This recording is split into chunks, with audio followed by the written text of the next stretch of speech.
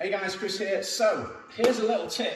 If you're struggling with your lead leg side kick, either a beginner student or maybe someone that's a little bit older that's like struggling with flexibility, just through age or just through injuries, whatever it is you've got going on, or you're an instructor looking for something to help your students that might be struggling with this problem, hopefully this video will be able to help. I just thought as well it'd be nice to pop on to Facebook and share some content that's not sort of COVID argument related, conspiracy theorists stuff, just some actual martial arts content. So here we go. Right, so, oh, and by the way, I'm not going to get into styles. Whatever your style is your style. However you kick is however you kick, whether it's taekwondo, laogai, wushu, whatever it is you do. So if you're thinking about with the keyboard, just go and post some of them COVID posts instead. Go and let your fingers loose over there. Right, so, first things first. Front knee, okay, as you lift the knee. Knee a fraction higher than your foot, right? So higher, okay?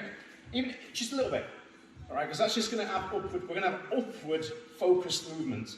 If your knee is lower than your foot, as you extend your foot, even if it's twisted through your hip, it's on a sort of a downward trajectory already, which is going to make it harder, especially if you're trying to do a double up.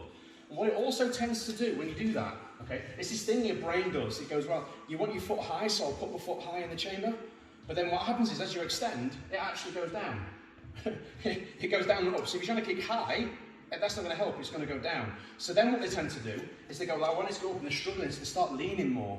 And because they're already off balance at that point, the shoulder starts to rotate. So I got my right foot at the front. So really, my right shoulder should stay on the right side of my line all the time when I'm kicking for the side kick. It shouldn't be going over here, because it's twisting me down the wrong way. And as I'm twisting, I can't see what I'm doing.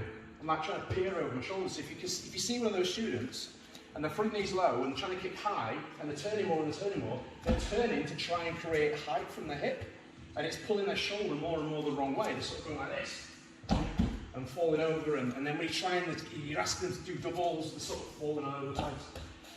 So rewind, get them to turn that back foot, get some stability. Knee slightly higher than foot, here, yeah? So as we're kicking out, it's just that little bit higher than my foot, okay? Secondly, right foot at the front, right shoulder on the right side of the line. Yeah?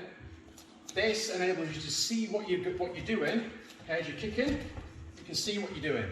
Secondly, let's say you're coming from your side kick here, and then you're going with your hand. You can, because you've got your hands in the right place. Because the shoulder's on the right side here. Pop, my hands are there, ready to go. Yeah? If I'm like this, if I'm turning as I'm landing, I'm over here. It's going to take me longer to engage, okay? So, again, just to recap, back foot turned, shoulder on the, so if it's my right leg at the front, my shoulder on the right side of the line. If it's a knee, that's what I was trying to think of, knee slightly higher than your foot.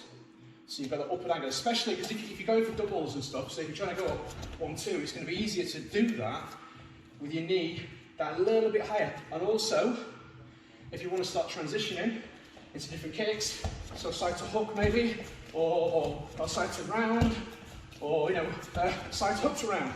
If your knees are a little bit up, it's easier to control it. Much easier to control it. Anyway, hopefully that helps somebody. If you feel this load of bollocks, don't pay attention to it. If it helps you, good stuff. All right, guys. I maybe try and do some more of these, a bit more positive and stuff. Those people, friends out there who've had their schools closed due to all the tier 3 stuff, really feel for you guys. Just keep positive, keep strong, keep working. If you're struggling for drills, or you're struggling for content, or you just want someone to moan at, please feel free just to send me a message, a call or whatever. Always happy to. I've been running not this particular building, but I've been running my school now as full time for 18 years, and I know it's tricky. It's really tricky. We're all struggling at the moment with all these rules.